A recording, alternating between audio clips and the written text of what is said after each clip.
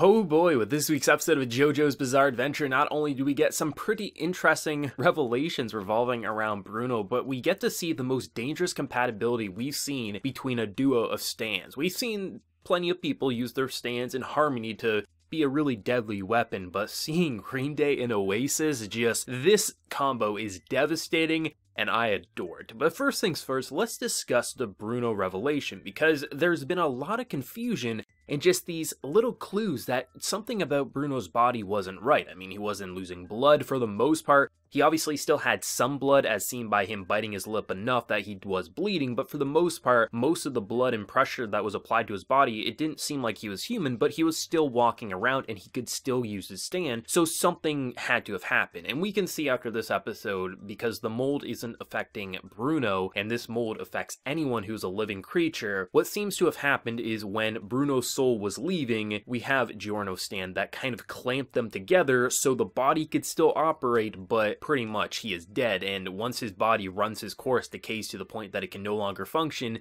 it seems like Bruno will probably pass on. And that's a really interesting revelation because they didn't just like reveal it by characters talking. The realization happened because of the antagonist stand not working on Bruno. And that's really interesting, especially because we have characters very confused both on our hero's side, but also the antagonist, because they're saying like, hey, your stand, it would work on anything living, right? But what about that one stand that was pretty much dead? Would that work? And you just have these characters bickering in the middle of a battle, but it's a really important question.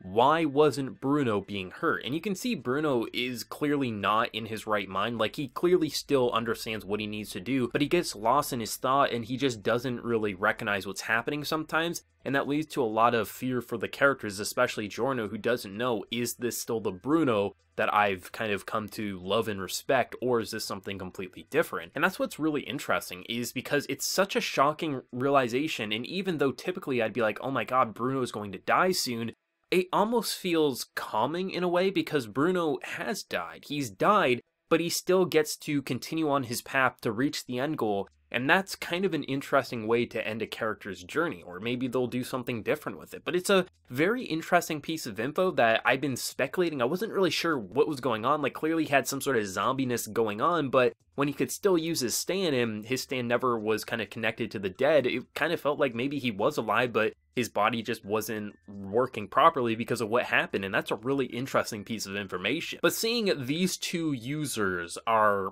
horrifying. We already knew they were disgusting because the boss didn't even like the one because of how much pleasure he got out of hurting people. But to see how they treat one another, it's literally a pet and his owner. He rewards his friend, whose stand is a wearable suit that we've seen before, but he like throws him like these sugar cubes when he does a good deed and films people suffering, or just like, what is wrong with these people? And that's what's great, because when you have someone who is just so messed in the head like this, and that not only do our heroes think they're crazy, but our main antagonist is like, I don't want to work with these people, but I have no choice at this point. And then you just see how they treat one another. It is such a sick and disgusting relationship, but that's when JoJo shines the best, when they do these weird-ass shenanigans that is both disturbing, a little bit silly, but for the most part, pretty frightening. When you just start seeing the ground almost go away and you're not sure what's going on, the best is when these stands come into the battle and you're not sure what's happening because you're trying to climb these staircases and then what's happening, I don't know, because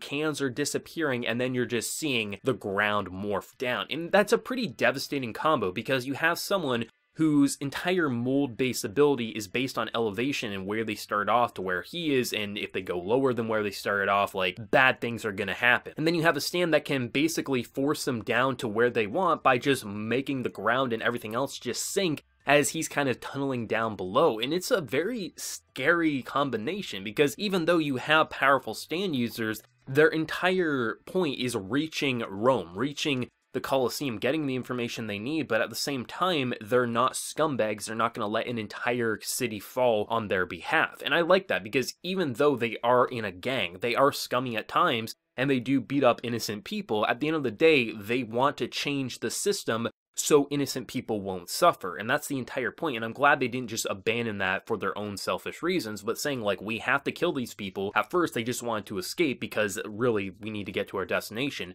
but seeing that it just won't stop and the disease will keep spreading, I really like, because it's a good character moment, but it also allows for the fight to continue by basically probably having one of the most brutal fights play out, because really we're seeing an entire city fall, and it's actually pretty disturbing, even though they're kind of faceless people to us. We don't know their names, but just seeing innocent people suffer and then, you know, trying to get a doctor for their loved ones and then just the mole killing them, it's pretty brutal, and you can understand why the boss didn't want to work with this guy and why we haven't seen him up to this point. Because typically with a story like JoJo, where you have something to this magnitude, this level of power, why wouldn't the boss send this first? Because we can see this is the perfect combo of stands. Why wouldn't you send this weapon first? Because he's disgusting. Even the boss thinks he's a horrible person that would never throw this weapon onto people if he can avoid it. And I like that, because a lot of times when you have something to this power, you think, well, if you would have just used this first, the story would have been very much over. Obviously, it would have been a short story, but you can't introduce something to this power and not explain why it wasn't here up till now. And the boss is very much disgusted by this guy, and I love that, because everyone is disgusted except these two, and that's amazing.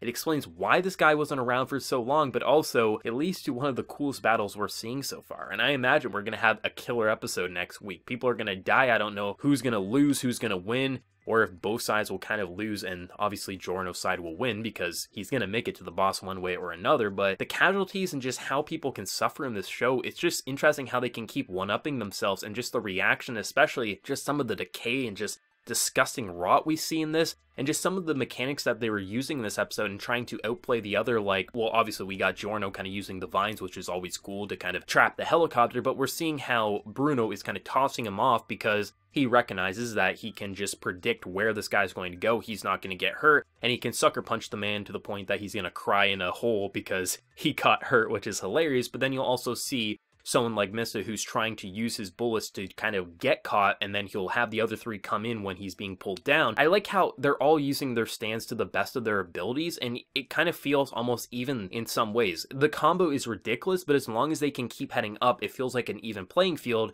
And once we have the helicopter trapped, and once we have kind of ground-based combat, it does finally feel even. It was a little more on their side because it was such a deadly combo and they weren't sure what's going on, but once they realized what was happening, and once they got up that hill, it really feels like this battle is going to be crazy, and I'm really excited for it, especially because you got the voice actors just really giving it their all. Giorno's casting was just so spot on, because his actor, you can feel the fear in his voice when he's kind of piecing together what's happening to him, and it's really heartbreaking because the viewer kind of realizes before Giorno does, we're like, oh shit.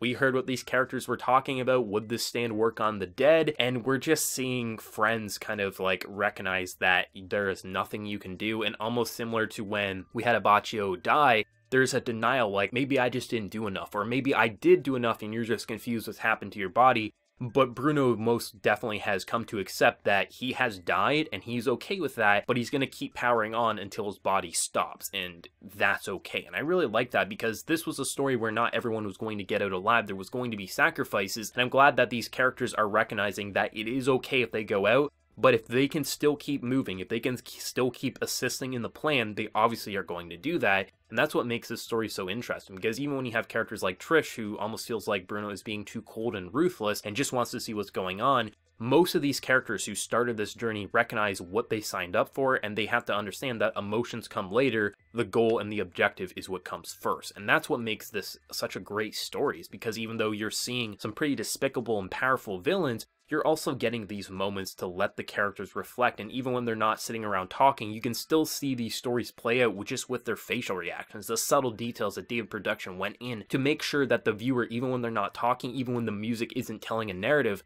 you're still recognizing what's going on, the worry, the just fear, the just anxiety in their faces, and just how they'll slump over. It's the little details that bring this story to life, and why so many manga readers are probably so thankful that this part is being treated in the way that it is, because there is passion and dedication, and that's why recap episodes are needed, so you can keep this level up so they don't have to. This was a great episode. I can understand why, once again, another battle was so hyped up and anticipated, which is pretty much every battle in this part where it was someone's favorite, because the fights are just so creative, they're interesting, and they really complement the other. rather than just letting one stand hit the other. You're really seeing the combinations that are great, and you're also seeing the combinations of our hero stands as well, and I really expect that next week is going to have some pretty killer combos, and just to see where it's going to go is going to be very exciting. But I just love the narrative, I love the powers in the system, everything about this episode was great, and honestly just the visual production and just quality to the show just continues to impress me, how it just doesn't seem to dip. Really, we're 30 weeks in and I don't think there's been a major dip in Golden Wind, and there was plenty in previous JoJo parts, but this one just feels like dedication and passion, and holy hell, I hope the future JoJo parts will have this level of quality because it is stunning and some of the best anime has ever seen. For everyone who did watch this week's episode of JoJo, for manga readers who were anticipating this fight, how is this playing out? You still loving it? And for anime originals like myself, how confused and just amused were you by what was going on in this episode and the realizations that did come with it? Let me know down in the comment section below, and if you did enjoy this video, be sure to drop a like and also hit that subscribe button if you happen to be new around here. So until next time everyone, please take care and have a good one.